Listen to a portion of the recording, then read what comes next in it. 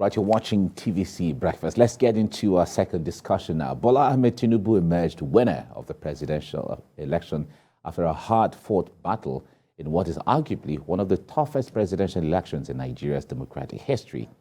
Now, some positive impact is already being recorded as the Nigerian stock exchange market shifted to Bola Tinubu's win. Nigerians are setting agenda and expectations for the new president, as many hope he will bring his expertise to bear, especially in the area of the economy. That's the crux of our discussion next. Joining us now is lawyer and member of the APC, Seun Faleye. It's nice to have you join us this morning. Thank you very much. Welcome. Great. And also in the studio is Dr. John Ekundayo. He is a Harvard certified leadership and strategist, consultant, and author. Trajectory to the Throne. Nice to have you join us, Dr. Thank you. Ekundayo. Thank you for having me. Great. Now, Seun, let me say congratulations. Thank you. In the build up to the election, we shared the stage here, talking about some of the things, the strategies and all of that, looking at things, especially from the strategy in different sectors, what Nigerians should look forward to. Now that the victory is here, it is now time to begin to walk the talk. But however, we know that Tinubu is someone who attracts the best when it comes to the team that he puts together to work. But how do you think he's going to start off generally? Because Nigerians are very impatient with what the next phase is going to look like. I think he's already started off, and from a reasonable perspective, it's the tone of his victory speech, the humbleness, the humility in his tone and in his messaging. It's what we need. Beyond all of the economic plans and the initiatives that he has, I think stemming from the electoral victory is the leader that can bring us together. And I'm glad that he's taking on that responsibility in a responsible manner, telling Nigerians that this will be an inclusive government, calling on all of the people, even those that he fought and the election against, to come together for the betterment of Nigeria. And that's the messaging that should pervade the system and the polity right now, for the acrimony to come down, and for us to see the victory as victory for Nigeria. Because in a competitive process like this, only one winner will emerge, and that winner will be a winner with the widespread support across Nigeria. And once that winner has emerged, I think the right thing to do for any reasonable Nigerian that has the interests of Nigerian at heart is to bring us together, to us now focus on the common goal of achieving our developmental initiatives and objectives. All right. Well, Dr. Kundayo, the election, a lot of persons had comments, especially from logistics by INEC. After about over 300 billion naira was released in a budget that was not scrutinized, was not debated, go ahead, conduct an election, and INEC promised everybody a hitch-free, seamless election process. Now, what's your assessment from the conduct of the election generally when it comes to logistics and all of those things, arrival of materials and all of that? What do you make of it? What's your assessment? In terms of logistics, I think INEC, fell short of expectation, taking cognizance of Ekiti election in June 2022, and the election that followed, I think in July, also in Osun, where we have improved logistics. For this one, actually, I would call them a low. But be that as it may, when you look at the election generally, one thing is that the use of beavers has actually exposed some things. For me, as a researcher, and like you use the word investigation or interrogation, I don't know, either of the two, we need to begin to torchlight some things. Now, when we say registered voters, we have so number, about 90-something million. And then we have our voting strength at the end of the day. The voting turnout, 24.75. It's less than 25%. That's about one quarter. Then something, and then you see a number of people collecting the PVC. And then the people that voted. So I think there are some things apart from logistics, that we really need to look at there, that, what are actually happening, do we really have this total number of people that are, that have collected their PVC? There are people that are registered, for PVC, but they didn't even show up. But when you see the great number that show up and collected the PVC, and are we saying that all these millions were still sitting back at home and didn't vote? I think much more than releasing a budget, humongous amount for INEC. I think there is a need also to monitor, to do what is called an M&E, monitor and evaluation, and see, and evaluate and see whether we really have this something that is really there. But I want to give it to INEC regarding the use of beavers, because it has shown that really that's actual thing that is happening. Like the election in Osun that took place at the end of the day, that APC went to court and then discover, from the beavers report that they were overvoting. And right now, they have learned that in this particular election, many were cancelled, many results were cancelled. 943,000 or so cancelled.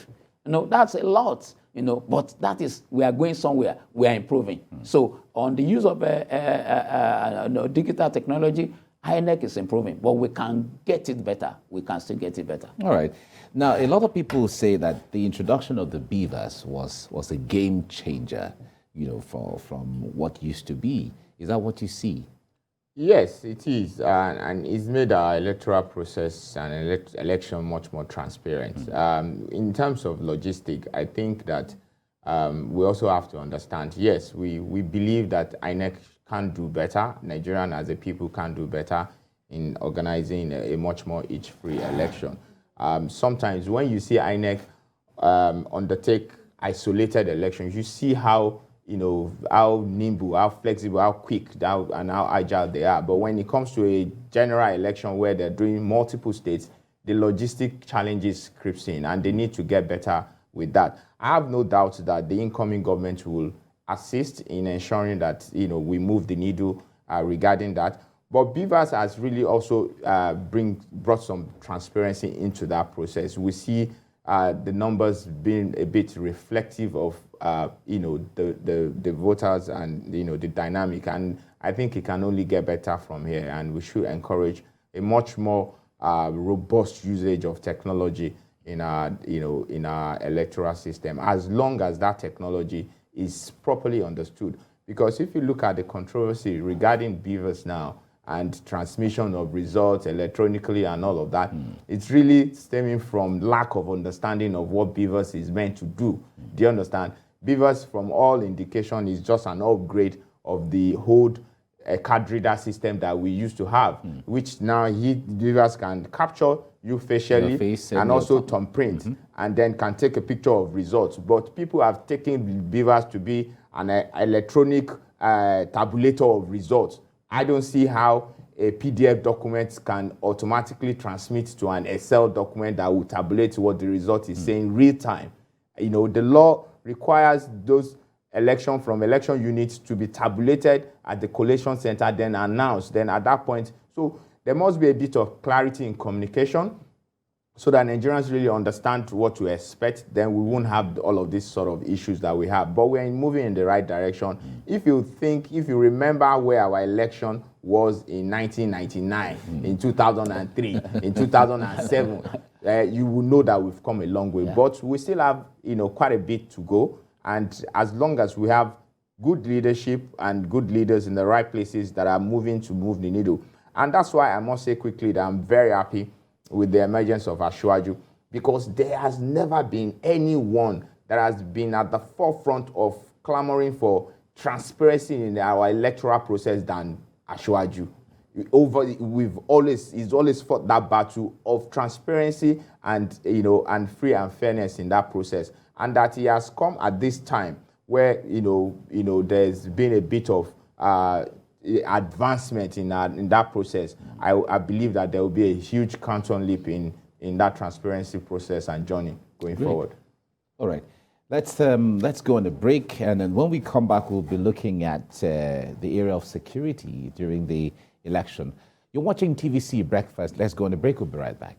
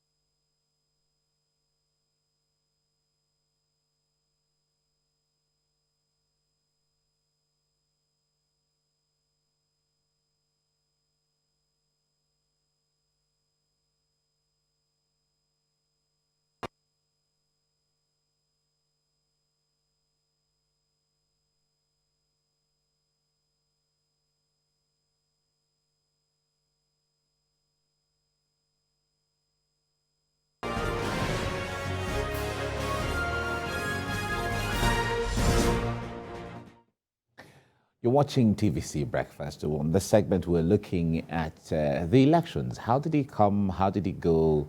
Some of the lessons we have to learn going forward and what the way forward will look like. We have a new president-elect now in Nigeria, and Nigerians are setting standards and setting agenda for what he will do and how he will do them. And in the studio, I have Seun Faleye here, as well as Dr. John Ekundayo, and we have been making sense of some of the issues. Now, John, let's look at the issue of security.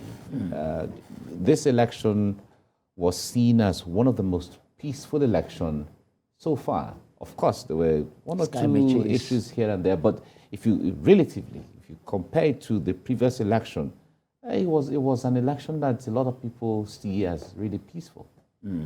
Yeah, I agree with you. I voted in my home state, Ekiti State, and the whole atmosphere was peaceful. And monitoring reports from other states as well agree that there's peace everywhere, with maybe some skirmishes here and there, some polling units, which is not unexpected. But then we need to give kudos to the security personnel in handling the situation maturely.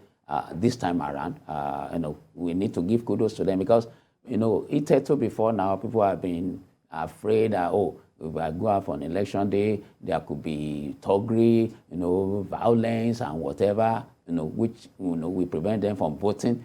But by and large, they stay away from the polling area unless, maybe they could hear some, noise or whatever, they will now intervene. So it's just to make sure that there is peace, which I think professionally we have to give it to them that, by and large, at least on a fair scale, they have done relatively good job as per the security this time around. So I think kudos should be given to the security forces. Initially, people were apprehensive, you see, and I was telling some people, I laid their fear that the military only showing what they call a show of force. When they saw them, some people say, we could see them, they line up, hey, this and that. It's just a show of force. But when the election day came proper, people, they were not involved. They were not in case of, they were harassing me or they were forcing me or whatever. No, we used to have that in time past. But right now, I think for this election, kudos should be given to the security forces. Well, the soldiers were deployed, and although they were very far from the voting areas, they were on the highways and all of that.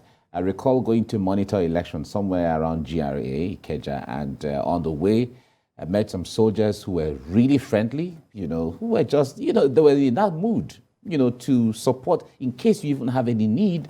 They were there to support you, and then they only ask you, okay, can you identify yourself? If you don't have the tag, the election duty tag on your vehicle, they ask for your identification, you identify yourself, they just check your car and all of that. But they are there just to give you the support, and then you move. They were all in that, that mood of that thing. However, the point there is, a lot of people have still said that when it comes to election, soldiers shouldn't even be mentioned where on the same page that you have election. But one would say these are the realities that we have right now. But how would you assess the deployment of soldiers for the show of force that Dr. Ekundayo mentioned? It paid off, or we should keep them away in the barracks? My hope would be that the normal security agencies, agents, the Nigerian police, should be able to handle our electoral, process in terms of providing security. And as a matter of fact, I hope that we evolve into a situation where election day is like any other normal day in our life, and hopefully we will get there. But having said that, our reality still requires that we demonstrate to people that their life and their properties will be, protected during that heightened state of security and election process that electioneering brings about. But having said that, also, we must give credence to the parties and the candidates, because over time, you will see that this particular election, the presidential election, was mainly principles and issue-based. The violent rhetorics were much more toned down, and the peace accord and all of those initiatives to bring down the rhetorics about violence and all of that, actually then we see that it brought some fruit. So I think that should be what should be encouraged. The Nigerian military are typically very professional when it comes to electioneering participation. They tend to stay outside of the barrier. But we also, at this stage, must also realize where we're coming from. And the people's fear, like Doctor said, about military involvement is not out of place. We remember in this country where and how the military were deployed to subvert people's desires. Yeah. And that's really still in our mindset. But we're seeing that is becoming less and less part of our democratic process. And we must give kudos to those, the president for at least demonstrating his openness and fairness in that process. And we can only get better with that. And hopefully, with the emergence of the president-elect, we will see better improvement in security participation in our electoral process. And it is very important that Nigerians must now imbibe that culture of engaging and undertaking their civic responsibilities, devoid of violence and any criminality at all. All right. Now, there was one of the places I monitored the election in Jerry. There was this man who has one of the polling units just in front of his house. So he decided to bring out a canopy, set up a canopy, and then brought out some music instrument, or played music for everyone, and then brought out drinks, ordered food to be cooked. So anybody who is voting in that polling unit, there was free food for everybody, courtesy of him. So it brings out this feeling of course, election can be like a carnival, and like a festival. And it was, in fact, those who were at the other units not too far from had to sorry, let me go and eat and then come back. That kind of, it was a great atmosphere, very friendly atmosphere, and that's what everyone feels election should be. Did you see anything like that from where you monitored and things like that? Not really, but generally peaceful. But let me just comment on this, Mike, that elections supposed to be fun. It should just be like Arsenal playing Man U, or it's Man City, like that playing Liverpool, and then you're expecting the result, and and you. I mean, it's supposed to be fun filled. It's a game. Yeah. You see, and it's supposed, even though we know at the end of the day power is involved. Is involved, but then it should be that way. It should be fun for everybody, And but another thing is, some other people could look at it elsewhere and touchlight the matter for that and say, from which party is this man? Is he APC sympathizer or PDP or Labour Party or NNPP? It's like that. But at the same time, when it's in a congenial atmosphere, and then nobody is even saying, because you are eating this or because you are taking part of this drink, then you must vote this way. So I think I watched something like that in VGC. VGC in the last election. Okay, it was the last election. Okay, it was more prominent in the last election. Okay, I saw the video, even of this one, but I don't know whether. But you could see the atmosphere there, relaxed. People are just enjoying themselves, and it's supposed to be like that. It's not supposed to be with acrimony, with all kinds of violence, and say, "Oh, you must do this, you must vote that way." But let me say this: that be that as it may, INEC need to up their game somewhere, and that is the area of protecting our secret balloting. INEC need to improve, and some of our polling units, like we are saying, polling unit in front of the house of somebody, some of our polling unit needs improvement. Maybe in the next election, we'll get it right. You see, because the secrecy of the ballot in some polling units are not really preserved. You still have some people that want to pervert that process. That's an area for me I see where INEC should actually up their game in that particular perspective. All right. Talking about the fun and all of that, I think VGC is known for that now. I think it's gaining prominence when it comes to people coming out to share. Another polling units you emulate them, so that on our election day it will be fun all the way. Everyone would transfer their voting to VGC. All right. Now let's talk about education. Now, in the acceptance speech of Asiwaju Bola Tinubu, one of the most prominent things he talked about was education. No more strikes. 4 years will be 4 years. University autonomy will be guaranteed. Credit and education loans and all of that. He talked more about education than anything else, apart from, besides the issue of unifying the country, people should work together, and so on. Now, talk to us from the window of education. What are we expecting? I think it was a very important intervention, and it was deliberate as well, because we know the importance and the place of youth in going forward. They've spoken, and they're still speaking, and I would believe that they will continue to be engaged.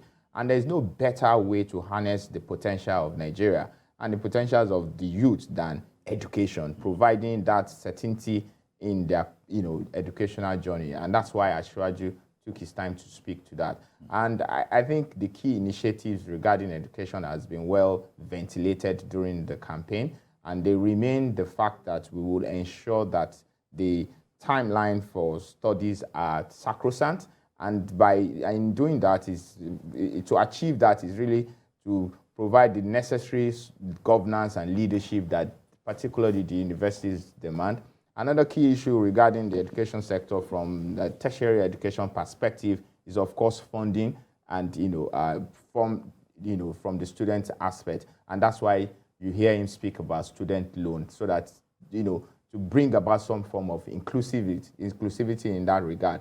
But of course, at the primary and secondary level, it will be a bit of much more rigor in terms of curriculum, in terms of access, in terms of teachers training. All of this will prepare us for the kind of society that we want ahead of us. We're building the right workforce that will propel us forward. And I think I am glad that there's particular focus in that regard, because in the last couple of years, I want to say that our leaders have paid lip service to the importance of that, that sector, and that's the paramount sector that any right-thinking leader will pay attention to. And it's just not about the physical infrastructure. The key element is the soft infrastructure regarding education. What are we doing about STEM subjects? Because if we're looking to compete globally, those key subjects in science, technology, and all of that are what we need to focus on. And it's not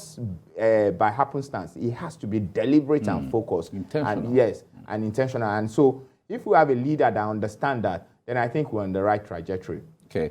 Dr. Kunda, this is your constituency, and when it comes to the education, and so on, what one would say that the curriculum that we have inherited or we use over time has been the one where just go there, memorize whatever is there, remember for the exams, and then you pass. And then when you come out, a lot of persons have said that so many Nigerian graduates are not employable, when they come out, because they don't fit properly into some of the things that the society demands. Because, for instance, when we conduct auditions for graduates of mass communication or journalism, for instance, and they come out to the real world and then we engage them, a lot of them see what we say, what we do as really strange, right? But if the curriculum has been that within the institution, you already have been exposed to some things, like some departments in some universities already have radio stations, already have TV stations, where students are engaged in those things. When they come out, they become really relevant. So talk to us from the window of the curriculum, how to design it in such a way that people who are coming out are relevant to the society and the industries they are coming out. Thank you, Mike, for this. I would just say that from what my colleague had just said, and from what Asiwaju also said in his acceptance speech. He was saying this, that he has heard the youth loud and clear, and I'm happy for that. But it's not enough. I want him to engage them. I'm a scholar in followership. You see, our leaders at times think they understand what we are thinking. It's better for him. That's the next assignment for him. That he needs to engage the students. It needs to engage the youth. That's very important. And then coming back to the curricula, that you mentioned about, now you find out that in those days, degrees are meal tickets. I finished from the University of Ife, now Obafemi Awolowo University, 1985. It used to be meal ticket. When you pass out from here, you just go to the employment market. But right now, things have changed. Government are no more employing like before. In fact, the workforce is overbloated. So the curricular need, right, even from primary school, not even secondary school, need to be revamped.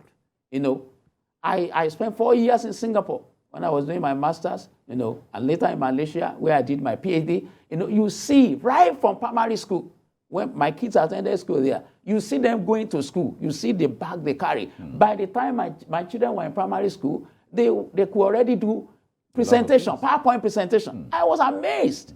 Graduates in Nigeria undergraduate could not even do that. By the time my other daughter was in secondary school, it was I know. So there are certain skills that they need to get from primary school. By the time they get into the GSS, you should have a trade, a particular trade. If you say addressing, if it's this, is that. So a senior secondary school like that, we need the curricula to be revamped. All right, we'll still talk about the education system because that's really very cogent. Let's go on a short break. You're watching TVC Breakfast. We'll be right back on the program.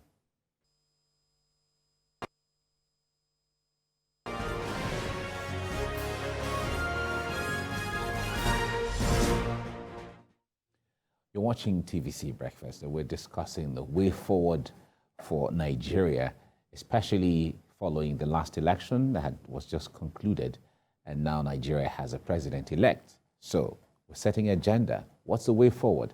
Nigerians are expecting so much after so many disappointments in the past administration since independence up until now. Will this be the starting point of a new era for Nigeria? And that's what we're looking at. Now, Sheil, Asiwaju in his acceptance speech said something about education loans and credit. Now, it takes us also to think and reason. We don't have adequate data in this country. If you're giving loans to people, you don't have their data, or you don't have their biometrics, or you don't have their information adequately enough, or a system where anybody can leave Lagos and dissolve in the country where you're looking for him or her, you don't know where the person is, and the person goes to Maiduguri and is cooling off as a way of running away from the loans that the person. I don't know how that is going to play out. How successful do you think this credit and loan system that has never been introduced in Nigeria one way or the other will work? I think we've made some giant strides in terms of data capturing. Whether we've utilized that data or this data in the right manner, and then of course synergized it. You have NIN, you have BVN and all of that. Whether we've synergized it effectively, it's a different thing. And I think that will be at the forefront of those conceptualizing this. You have to also understand, and I think there's been a pilot program for this loan scheme in Lagos. Kaduna is also doing the same thing. So there will be a lot of learning call from that. And speaking about loans and data, you also have to look at the economic system, the financial system. There are a whole lot of small loans that are being, disbursed by various companies, across the country. And the feedback we get is that those, in terms of performance, in terms of monitoring, in terms of people ability and desire to pay back, Nigerians want to pay back their debt. The Nigerians will pay their debt. So what you need is harmonization of all of these views, all of this data, all of this information to provide the right policy framework. I don't believe that will be a stumbling block, and it shouldn't be a stumbling block. As a government, when you put out new initiatives, there will be challenges, and then it behoves on you to find the right tools to address that. And as you address that, then you get better. And so that shouldn't be a challenge to actualizing that promise in any way. Okay. Dr. Kundaya, the issue of healing national unity is another issue. This election created a situation where more people who originally were never part of the system, part of the process, decided they want to be part of the process, which is a good thing. However, we've seen a situation where people were, divided on different lines. But the president, whoever emerges president, like we have right now, a new president-elect has emerged, it has to be the president of all. Everyone. Whether the person supported or didn't support, So talk to us about what Asiwaju can do to begin to create the kind of healing and national unity that Nigerians would like to see. Yeah, this is just in my heart, and it's good you asked this question. It's really a Herculean task, but it's doable for the president-elect, Asiwaju Bola Ahmed Tinubu. Because like I was talking about the youth, I have two of my daughters with me that politically they were diametrically opposite to me. In this last election, I engaged them, I challenged them, and they have their own points. It's like the old brigade, the old politicians, and we old people too, we have disappointed them. One of them was saying, abroad was saying, Dad, what do you mean? That's why we are staying abroad. We want to come home. You see, but look at what we have done. I said, I was trying to. So really, the youths need to be engaged. Now, also, on the religious divide. Presently, things are, the religious lines are so sharp. They are not blunt. And it's supposed not to be so. It's paining me. You know why? I spent 7 years in Southeast Asian nations of Singapore and Malaysia, 4 years in Singapore, which that society is a multicultural society. You have the Chinese, you have the Indians, you have the Malay, you have the Eurasian, but yet they are Buddhists, they are Muslims, Christians, animists there. And all of that. You see, but everybody, when we come to an office like this, it's what brings us together we face. When we are at our home, then our religion. And we need to come to that consciousness, not that it's to be on the national scale. And then we now say that Nigeria is a secular state. It really needs to address that. And we need to start. It's even good because of the time he has, the time of, before the inauguration, to really engage the religious bodies. It really needs to engage them now. The Islam, the Christian, on that side, the youth, engage them and hear them. Hear them. You see, I remember when this woman, Senator Hillary Clinton, wanted to vie for the New York Senate, this thing. She was going around, and people were like, "What's wrong with her?" Because she would not talk. All she was doing was listening to her constituents. I wrote about this in one of my columns. Listening to them, not even posing any question to them. You see, because people are, especially the youth, and people in the religious this thing, where you have their people killed, like in Benue State. It was a wonder when some people say election was rigged in Benue State, that APC could win. APC, to me as a bookmaker, I've already given out that APC could not win anything there. You see, and in some states like Plateau, where other people have been killed, so they have their own animosity. I don't know whether the president-elect, by the time he comes, will set up like a truth reconciliation committee. I don't know. You see, but we need national healing. People need to speak. And one of the things is, when you are not allowed to express what is inside you, it becomes a depression. And many Nigerians right now, they carry depression all about. So it really needs to engage the blocks of people and hear them. Hear them, not believe that, I already know what is wrong with you. No, hear them, let them speak from there. Let them speak with passion. Some will even speak with anger. Let's factor this thing and filter this thing. And then begin to design policy that will address this. And when Nigerians begin to see their leaders addressing this, Nigerians are appreciative. They will begin to say, what we say, they're already working on it. They're already working on it. They will have faith in it. So this time of between the inauguration, between the inauguration is a very good time to do the engagement, and see himself. Asiwaju Bola Ahmed Tinubu as the president need to see himself as the father of this house. And with that, in Yoruba common language, common parlance, it is said, "Oríṣiríṣi ọmọ là ń rí nílé alágbára." That means you see all kinds, all varieties of children in the house of a powerful man, and that is the house, Nigeria. All right, it's really interesting We're learning a new Yoruba. Nice one. Now, there's this Japa syndrome where young people, on the street, you ask anyone, if they have the opportunity, everyone wants to leave. It tells that apart from the desire to travel abroad and human beings being, the nature of human being is mobile in nature, there's nothing wrong with that. But the push factor is more dangerous. When there's a push factor, telling people to leave is more dangerous than the pull factor outside, pulling people to those areas. Now, we've seen doctors leave, engineers leave, young people, digital, computer scientists, and so on. How will Asiwaju begin to reverse this thing, where those who even have left would desire to come back? Because the more of these people we have in the country, the better off the economy and Nigeria begins to breathe. In Nigeria history of immigration and emigration, there's always been a push factor and a pull factor. Over time, you see that in our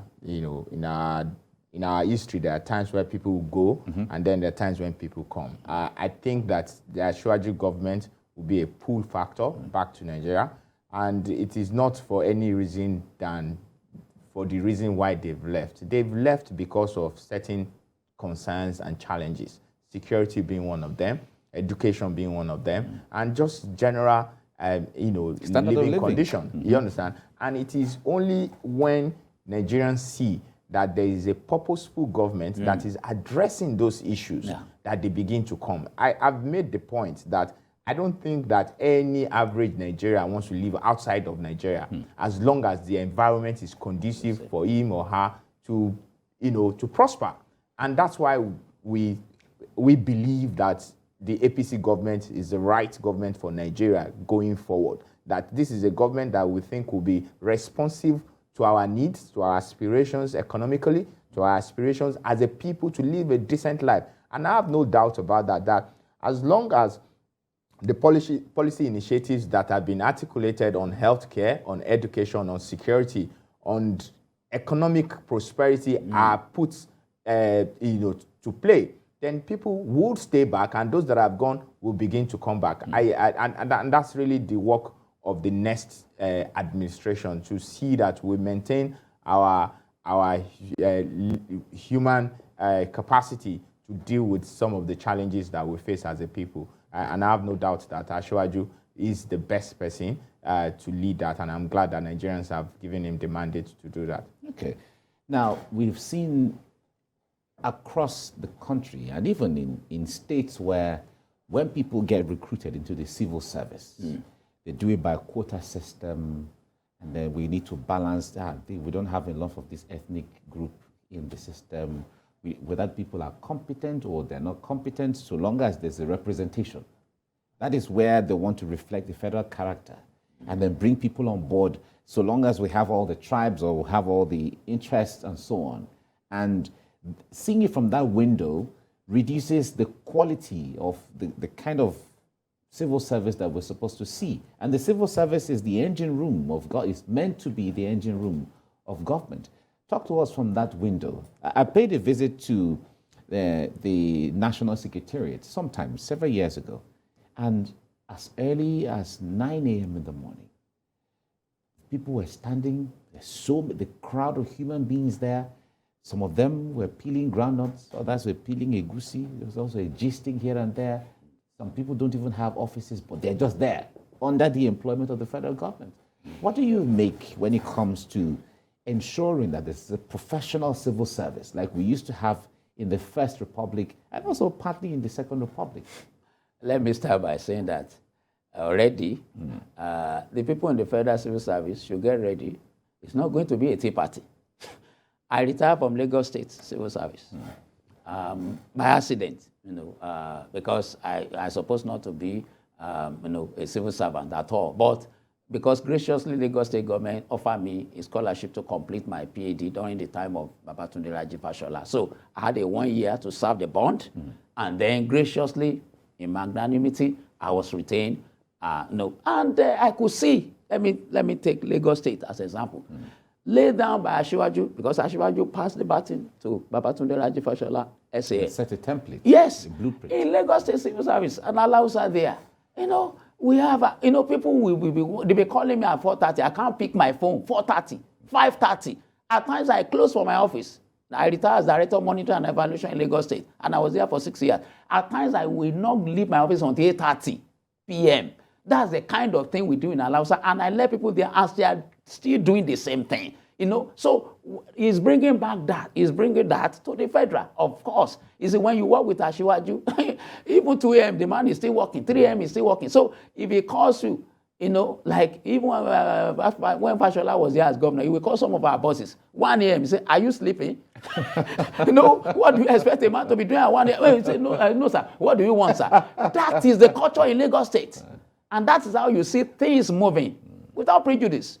You see things moving in Lagos State, because we need to come to that now, that we need to work. If we don't produce, if we are just lazy and talking here and there, all these nations, Singapore, Malaysia, I mentioned, they are nations. A Chinese man, a Chinese Singaporean, when he employs your mic and he sees you, you stand up from your desk, you walk out, you come back, it's like he's already losing his money that he will pay you.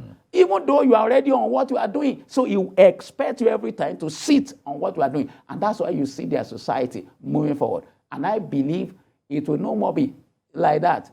Things will change. And then to talk about balancing. No, there's no problem in balancing. You see, but the thing is, when we are talking about quota system, and then to now make sure merit goes down, that is not best for our nation. I believe in every region of this country, there are people that are good in one area or the other. That in certain area they have competency. Like in the Southeast, people are good in working, manufacturing, bringing things out. Why don't we engage them? And other place, no section is lacking behind in one area or the other. They have their own strength. These are the strength the president-elect and his team should be able to bring out, so that we have a big picture of Nigeria developing, growing. That is the way I look at it. All right. Well, Bloomberg Africa already reported that the market, the stock, have reacted to Asiwaju winning, which is reacted in the positive light. And that is a pointer to the fact that there could be some hope that the administration of Asiwaju will open doors for investment and also private sector participation, which makes the economy work even faster. What do you see from that window of private sector involvement in the economy, building of the economy and things like that? It's not a surprise. That positive news is not a surprise as a reaction to his victory. And I think it's because they've looked at the policy initiatives. They've seen that all of the policy initiatives, starting even from security to the economy, it's mainly geared towards economic prosperity of Nigeria, taking into cognizance a very robust public-private partnership. And that's why you begin to see some of these positive reactions. And when Asiwaju comes in, if you look at his infrastructural plans, his plans on healthcare, his plan on transportation, his plans on housing, those are plans that would inculcate the private sector in maximizing, the sort of potentials that we have. And that's why we say that the same sentiment that has led Nigerians to elect Bola Ahmed Asiwaju as president-elect should be brought down to Lagos. We've seen what the present governor of Lagos is doing. We've seen his giant strides in ensuring that our infrastructural stock are improved. We've seen his governance style in providing healthcare facilities, and increasing the educational, that we have. And that's why we're telling Nigerians that we do not want to make the mistake of putting a greenhorn in charge of one of the most vibrant economy of West Africa and Africa. So it's important that people see this and people note this in making their decision. We know that last week a lot of our party members were complacent about coming out to vote, thinking that, because Asiwaju is on the ballot, then it's a done deal. And I haven't seen that we're appealing to them now to come out en masse by March 11 to undertake and complete the work, because there must be a synergy between Lagos and federal. We cannot leave that hanging now when we have the federal, and then we now give Lagos to just anybody to run. This is the best time. The next 4 years will probably be the most defining period for Lagos, and we should not make that mistake. All right, that's the right place to leave it now. Thank you so much, Seun Falaye, for coming. Thank you very much. We wish you well as Nigerians look forward to a new era. Thank you very much. Thank you. Dr. John Ekundaya, thank you so much for your time. Thank you, Mike, for having me. Thank you.